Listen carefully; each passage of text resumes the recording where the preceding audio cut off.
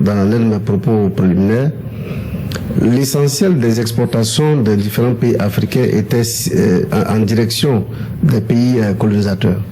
Quand vous prenez des pays comme les pays francophones, c'était essentiellement la France. While Morocco and Kenya hold high-level military talks in Rabat, senior Moroccan and Kenyan military officials held high-level talks in the Moroccan capital as part of efforts to strengthen defense cooperation between the two countries.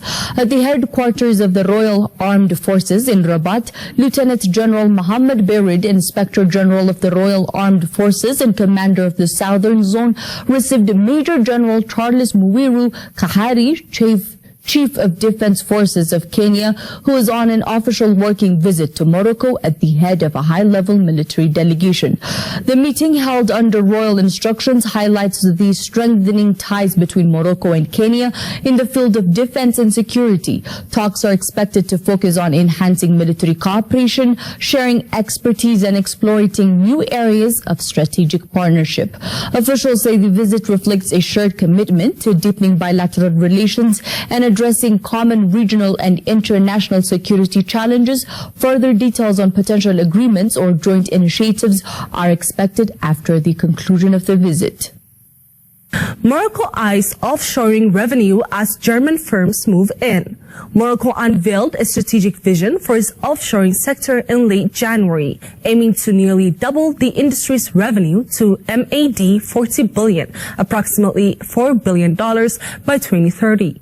The plan also targets the creation of 270,000 new jobs, according to a recent analysis by Germany Trade and Investment GTAI. The sector already employs around 150,000 full-time workers. Service exports directly primarily toward French-speaking Europe, but the industry is undergoing a structural shift. Call center operations along the backbone of Morocco's offshore activity are losing ground, partly due to legislative restrictions in France, the sector's largest export market.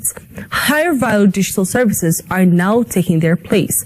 To meet the growing demand for skilled workers, the government is accelerating training programs and expanding research and innovation institutes such as Omar Seguchini, president of Morocco's National Data Protection Commission, CNDP, stated that data privacy is at the core of the strategic development of the offshoring sector.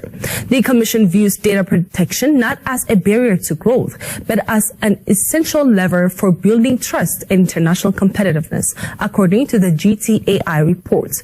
Morocco is now working to align its national standards with European requirements, particularly through the pursuit of recognition under the EU's adequacy framework. Standard contractual clauses and data bridge mechanisms are already in use to facilitate secure data transfers between Europe and Morocco. The CNDP is also streamlining administrative procedures for business operating in the sector. Morocco's investment charter offers substantial financial and tax incentives for companies that generate high value added and local employment.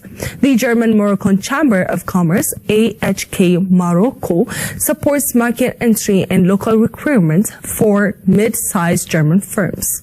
Morocco is consolidating its place among the world's most active cryptocurrency markets, according to the 2025 Chain Analysis Global Crypto Adoption Index, which highlights the kingdom's steady rise in the Middle East and North Africa MENA region. The report ranks Morocco 24th worldwide, ahead of Kenya 25th. This performance confirms Morocco's growing involvement in the global crypto economy, despite maintaining a cautious regulatory stance. Chain Analysis notes that Morocco ranks 20th in retail centralized service activity, 23rd in total centralized service value, 25th in decentralized finance activity, and 28th in the institutional inflows, illustrating a balanced adoption across individual and structured financial use cases, including savings, remittances, and payments. While the report does not delve deeply into Morocco-specific use cases, the country's inclusion in global charts and indices signals that its crypto activity is increasingly tracked and measured within regional and international trends. Y Marruecos es, o podría ser, la puerta de entrada de lo que es el continente africano. Perú, Marruecos elaboran estudio de factibilidad para firmar un tratado de libre comercio. El país africano representa una oportunidad para diversificar la presencia peruana en mercados no tradicionales y Marruecos es evidentemente un mercado no tradicional. Perú y Marruecos iniciarán estudio de factibilidad para un tratado de libre comercio y vemos ahí la fotografía. Otra, Perú activa un nuevo frente comercial en África y apunta a un TLC con Marruecos. Un tratado de libre comercio es un acuerdo comercial que firman dos o más naciones y se ponen de acuerdo en el tipo de arancel. Por ejemplo, se supone que los que firman un tratado de libre comercio, esos países tienen un arancel diferenciado, digamos, vale decir, oportunidades para importar productos a un arancel menor. Ahí está la bandera de Marruecos y la bandera de Perú. Marruecos se convirtió en uno de los destinos más atractivos dentro del vínculo de Perú con África. En 2025 el comercio bilateral se acercó a los 100 millones, posicionando al país como el tercer socio comercial africano más relevante para el Perú. Marruecos funciona como un punto de conexión entre Europa y el norte de África, lo que permite operar como plataforma para distribuir productos hacia otros mercados. Para la oferta peruana, esto abre una puerta adicional más allá del consumo interno. Perú se abre entonces a la posibilidad de firmar un tratado de libre comercio con Marruecos.